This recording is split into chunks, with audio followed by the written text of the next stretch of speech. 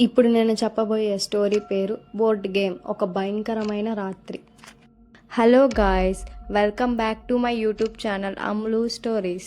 1997 September. Kondapalli ఊరు మొత్తం ఉష్ణకాలం. రోజు 6 అయితే చాలు చీకటి పడిపోతుంది. కారణం, ఊరి బయట ఉన్న ట్రాన్స్ఫార్మర్ పేలిపోయింది.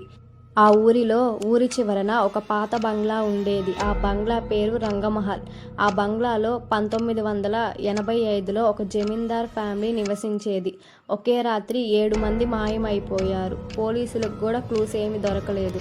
తర్వాత ఆ ఇల్లుని మూసివేశారు. అయితే రాత్రి 10:45 అవుతుండగా రవి, కార్తిక్, శేఖర్, దీపక్ అనే నలుగురు ఇంటర్ బ్యాచ్ క్యాంటీన్ దగ్గర టీస్కి వెళ్ళి తిరిగొస్తుంటే దీపక్ అన్నాడు, రే ఆ మహల్లో ఎవరో లైట్ వెలుగుతుంది అని దీపక్ అంటాడు. ఆ మహల్లో లైట్ వెలుగుతుంది అంటగా అని దీపక్ అనగా ఊర్లో ఒక ముసలాయన చూసి, పౌర్ణమికి ఆ ఇంట్లో ఒక ఆట ఆడతారు, గెలిచినవాడు బ్రతుకుతాడు, ఓడినవాడు చనిపోతాడు అని అంటాడు. అప్పుడు ఈ కుర్రోళ్ళు విని, ఛాలెంజ్ రా అని శేఖర్ అంటాడు. రాత్రి 11:30 అయింది. ఆ మహల్లో పాత గేట్ కొట్టుకొని పోయి ఉంది. లోపల గడ్డి పెరిగి ఉంది. గాలి కొడితే ఏదో తెలియని శబ్దం.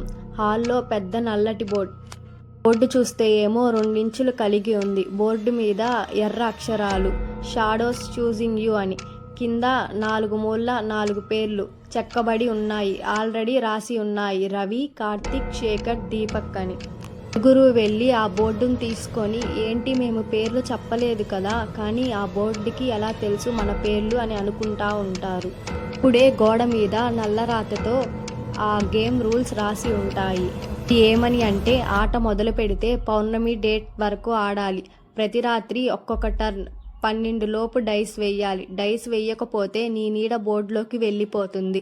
చివరి రోజు ఒక్కడే మిగులుతాడు, వాడు కీపర్ అవుతాడు అని రాసి ఉంటుంది. అయితే 1వ రోజు రవి వేస్తాడు. వేయగానే ఇంట్లో అన్ని గడియారాలు ఒకేసారి టిక్ టిక్ అంటూ మొదలు పెడతాయి. కానీ ఈ ఇంట్లో గడియాలు లేవు 15 ఏళ్ల నుంచి. శేఖర్ కిటికీ దగ్గరికి వెళ్ళి చూశాడు. బయట తెల్ల చీర అమ్మాయి తల దించి ఉంది. ఎవరు నువ్వు అని అరిచాడు. అమ్మాయి తల ఎత్తి చూసింది. కళ్ళు లేవు, 2 గొంతులు. శేఖర్ మాత్రం భయంతో వెనక్కి పడిపోయాడు. తర్వాత 2వ రోజు కార్తిక్ వేస్తాడు. బోర్డు మీద కొత్త లైన్ వెలిసింది, శేఖర్ ఈజ్ లయింగ్ అని. శేఖర్ అది చూసి అంటాడు, రే నేనేం చెప్పలేదురా అని. కానీ బోర్డు అబద్ధం చెప్పదు. అప్పుడే ఆడ్డంలో నలుగురి వెనక 5వ మనిషి జమీందార్లా ఉంది, నల్లకోట్. మీ తాత నా భూమి దొంగలించారు, ఇప్పుడే మీరు నాకు ఆటగాళ్ళు అని గొంతు వినిపించింది.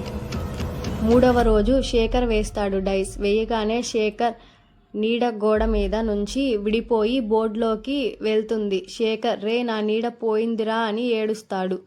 ఎండలో నిలబడ్డా నీడ పడదు.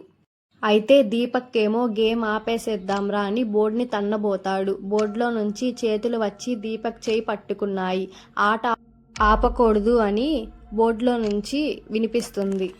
అయితే 4వ రోజు దీపక్ వేస్తాడు డైస్. బోర్డు మీద ఫోటోలు వెలిశాయి. నలుగురి చిన్నప్పుడు ఫొటోస్. కానీ అందరి ఫొటోస్ వెనక అదే జమీందార్ నిలబడి ఉంటాడు. 1985 నుంచి మీకోసం చూస్తున్నా అని రాసి ఉంది. అప్పుడే గది తలుపు గట్టిగా మూసుకుంది. గోడ మీద అక్షరాలు. అంతా పూర్తయ్యే వరకు ఎవరూ బయటకు వెళ్ళలేరు. చివరి రోజు పౌర్ణమి. 3 నీడలు ఇప్పటికే బోర్డులోకి వెళ్ళిపోయాయి. మిగిలింది రవిదొక్కడే. చివరి రౌండ్. నువ్వు గెలిస్తే నీ 3 మిత్రులు వస్తారు, ఓడితే నువ్వు 5వ నీడ అవుతావు అని అంటాడు. రవి ఏడుస్తూ డైస్ వేశాడు. చేతులు ఏమో వణికిపోతున్నాయి. 1 వచ్చింది.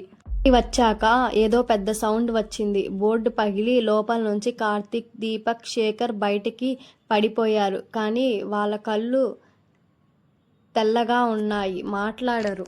జమీందార్ నేల గోడ నుంచి వచ్చి రవి భుజం మీద చెయ్యి వేస్తాడు. నువ్వు కీపర్, ఇప్పటి నుంచి ఈ ఆట నువ్వే నడిపిస్తావని అంటాడు. రవి ఏమో గట్టిగా అరుస్తాడు, కానీ గొంతు ఎవరికీ వినిపించదు. 1 వారం తర్వాత రవి ఇంటికి ఒక పాత పార్సిల్ వచ్చింది. అందులో అదే బోర్డ్ గేమ్ ఉంది. ఈసారి దానిపై కొత్తగా ఇలా రాసి ఉంది, player 4 has joined the game అని.